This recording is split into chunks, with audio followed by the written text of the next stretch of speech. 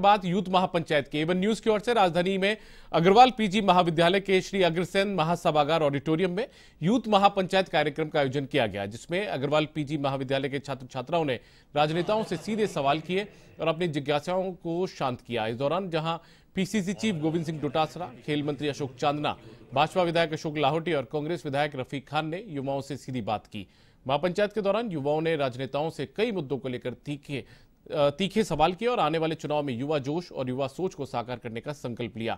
Youth के मुद्दों को मंच देने की दिशा में एवन न्यूज के इन प्रयासों की सभी ने सराहना की और एक स्वर के साथ ऐसे कार्यक्रम युवाओं को नई दिशा दिखाने के लिए जरूरी बताए।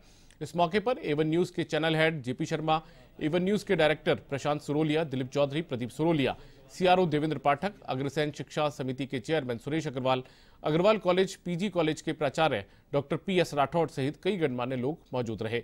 स्टूडेंट्स से संवाद के दौरान डोटासरा ने कहा कि राज्य सरकार युवाओं के बेहतर भविष्य की दिशा में काम कर रही है और रोजगार के साथ खेलों में भी युवाओं को अच्छे मौके दिए जा रहे हैं।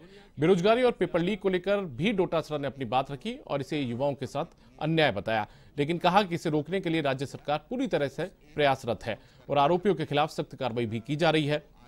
समारोह के दौरान चैनल हेड जेपी शर्मा ने सभी अतिथियों का स्वागत किया और वादा किया कि एवन न्यूज अपने सरोकारों को निभाता रहेगा और जनता के बीच जाकर जनता और सरकार के बीच सेतु का काम करेगा। तो चैनल के डायरेक्टर प्रशांत सुरोलिया ने कार्यक्रम के सफल आयोजन के लिए पूरी एवन न्यूज की टीम को बधाई दी। आपकी और हमारी मजबूरी है, ये एक बेवजह का आकर्षण है। अगर हमारे एवन टीवी को और तमाम आपकी कमेटी को धन्यवाद देना चाहता हूं कि इन युवाओं को बुलाया और इनको बुला करके इनके जो मुद्दे हैं उनके ऊपर बातचीत करने के लिए हमें अवसर दिया, इसके लिए तो मैं धन्यवाद देना। जब पहले तो मैं शिक्षा मंत्री था 3 साल तक, तब शिक्षा मंत्री के नाते मैंने 11वीं और 12वीं क्लास के जो बच्चे हैं उनके लिए उनके आगे कैरियर में किस प्रकार से उनको क्या कोचिंग लेनी चाहिए, किस प्रकार अपने कैरियर को आगे बढ़ाने के लिए क्या करना चाहिए, इस दिशा में राजीव गांधी कैरियर जो पोर्टल हमने लॉन्च किया, जिसमें 14 देशों की जानकारियां थी, विभिन्न विश्वविद्यालयों में वो कहां पर पढ़ सकते हैं, कौन सा सब्जेक्ट कहां पर अच्छी पढ़ाई होती है, उनको क्या करना चाहिए, उन बच्चों को देखने के लिए हमने सब 11वीं और 12वीं के जो बच्चे थे उनको हमने दिए, उनका जो कोड होता है वो दिया और उस ऐप को लॉन्च करके हमने उसको आगे बढ़ाने का काम किया, जिससे इन बच्चों को पता चल सके। आउट ऑफ टर्न नौकरियां मिली, लेकिन आपको उस आइडिया को समझना पड़ेगा। पहली बात तो कि नौकरियां मिलना इज नॉट एवरीथिंग। जब कोई खिलाड़ी मैदान पर खेलता है वो नौकरी मिलने के लिए कभी नहीं खेलता है, वो अपने गुरुओं का, अपने माता पिता का, अपने खेल का और अपने कोच का मान सम्मान बढ़ाने के लिए, अपनी प्रतिभा को दिखाने के लिए, अपनी मेहनत का प्रदर्शन करने के लिए वो मैदान पर उतरता है। लेकिन देखिए, मेरा ये मानना है और मैं हर जगह कहता भी हूं कि employment is the best engagement and sports is the best entertainment. देश के यूथ को अगर कुछ चाहिए तो एंगेजमेंट के नाम पर एम्प्लॉयमेंट मिलना चाहिए और एंटरटेनमेंट के नाम पर स्पोर्ट्स एक्टिविटीज में पार्टिसिपेशन होना चाहिए, तो एक कंप्लीट लाइफ साइकिल कंप्लीट हो जाता है।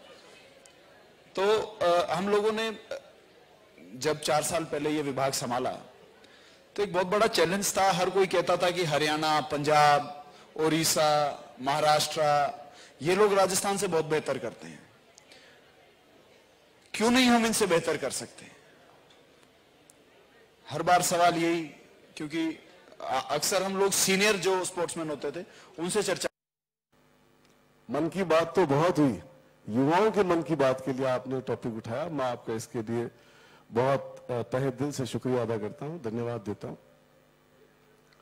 पेपर लीक की इन्होंने बात करी, एक पेपर लीक इनकी जानकारी के लिए बता दूं, कोई मोदी जी ने नहीं पकड़ा, हमने ही पकड़ा है।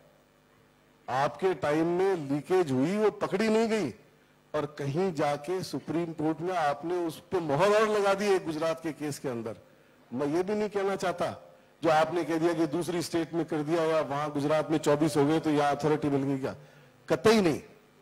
पेपर लीक के प्रति सरकार बिल्कुल सख्त है, बिल्कुल सख्त रवैया है, और यही रीजन है कि एक के बाद एक जितने भी ऐसे कृत्य हैं सब पकड़े जा रहे हैं, चाहे वो कोई भी इंस्टीट्यूशन हो।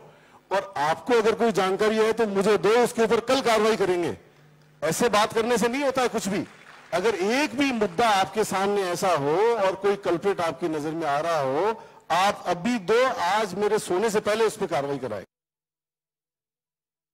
A1 न्यूज चैनल के इस प्लेटफॉर्म पर आपने यूथ को जो उठाया है और जो यूथ की एक महापंचायत आपने आयोजन की है, मैं पूरे चैनल परिवार को, आप सब लोगों को बहुत बहुत बधाई देता हूं, शुभकामनाएं देता हूं कि राजस्थान ही नहीं देश में, जिसे कहा जाता है, आपने भी यहां पर कहा कि we are the youngest country of the world, हम दुनिया के सबसे युवा आबादी वाले देश हैं। तो उस युवा आबादी के देश में जहां आपने युवाओं की बात रखी और युवाओं के माध्यम से बजट पर चर्चा करने की जो आज ने परिपाटी शुरू की है, मैं आपको बहुत बहुत बधाई देता हूं, शुभकामनाएं देता हूं। आपने पूछा डोटासरा जी का जो सेशन चल रहा था, मैंने उसमें एक सवाल भी पूछा था और मैं कुल मिलाकर आपको मैं अब ये कह सकता हूं कि डोटासरा जी हम सब युवाओं के बीच में से बड़ी स्मार्टली यहां से अपनी बात कहकर निकल गए, सवालों का जवाब देकर नहीं निकले। वो मैं इसलिए कह रहा हूं कि डोटासरा जी ने अपने पूरे टाइम में से लगभग 70% उन्होंने स्कूल एजुकेशन पे बात की, जबकि आपकी महापंचायत पर लिखा हुआ है यूथ महापंचायत। ये स्कूल चिल्ड्रन बाल मेला नहीं था, ये यूथ महा। हिंदुस्तान दुनिया की सबसे ज्यादा यूथ पॉपुलेशन वाला देश है। हिंदुस्तान में सबसे ज्यादा युवा बसते हैं। ये अपने आप में एक बहुत बड़ा अवसर लेकर आता है, तो साथ में ये तथ्य जो है वो चुनौती और चिंताएं भी बहुत सारी लेकर आता है। बहुत सारे विज्ञान के विद्यार्थी हमारे बीच होंगे जिन्होंने पढ़ा होगा न्यूक्लियर चेन रिएक्शन के बारे में, जो अगर कंट्रोल्ड हो तो वो परमाणु बिजली घर बनाती है, अनकंट्रोल्ड होती है तो परमाणु बम बनाती है, जो विध्वंस का रास्ता खोलता है। तो इस युवा शक्ति को सृजनात्मक दिशा में कैसे लेकर के जाएं, इस बारे में A1 न्यूज का मंथन भी है, और इस मंथन के जरिए आप सब लोगों की बात को, हमारे जो रहनुमा हैं, हमको, हमारे समाज को, हमारे देश को दिशा देने वाले जो लोग हैं, उन तक पहुंचाने की कोशिश हमारा चैनल लगातार करता रहा है। हमारे यंग और डायनामिक जो डायरेक्टर्स हैं, श्री प्रशांत सरोलिया जी और श्री दिलीप चौधरी जी, प्रदीप सरोलिया जी यहाँ विराजे हुए हैं। तो हमारे चैनल का आप सब लोगों की तरफ से एक मैंडेट ये रहा है कि जन सरोकार से जुड़ी हुई जितनी भी चीजें हैं उनको हम सरकारों तक पहुंचाने की कोशिश करें। आज का ये जो आयोजन है, ये A1 न्यूज की ओर से इसी श्रृंखला में एक प्रयास है। A1 टीवी की तरफ से यूथ को सार्थक कैसे उसकी दिशा में ले जाया जाए, उसकी तरफ से आज ये यूथ महापंचायत का प्रोग्राम रखा है। तो मैं सबसे पहले A1 टीवी को भी आभार व्यक्त करना चाहता हूं कि आपने अग्रवाल शिक्षा समिति के इस सभागार को इस प्रोग्राम के लिए चुना। आपका भी आभार, धन्यवाद।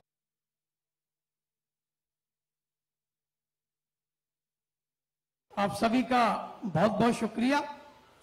A1 न्यूज आगे भी ऐसे आयोजन करता रहेगा, जिस तरह आज यूथ को मंच दिया है, आगे भी मंच देता रहेगा। हमारे channel head JP Sharma ji का एक विजन है, हर गांव, ढानी, शहर, कस्बे तक चैनल पहुंचे। हमारी पूरी कोशिश रहेगी कि उसको हम साकार करें। एक बार फिर A1 न्यूज ने ये शुरुआत की है, इसका शुरुआती दौर में स्वागत किया जा रहा है। और जिस तरह से राजनीति के मंच पर कांग्रेस, बीजेपी प्रतिद्वंदी हो सकते हैं, लेकिन यहाँ पर जो यूथ महापंचायत है उस पर दोनों ही कांग्रेस और बीजेपी एक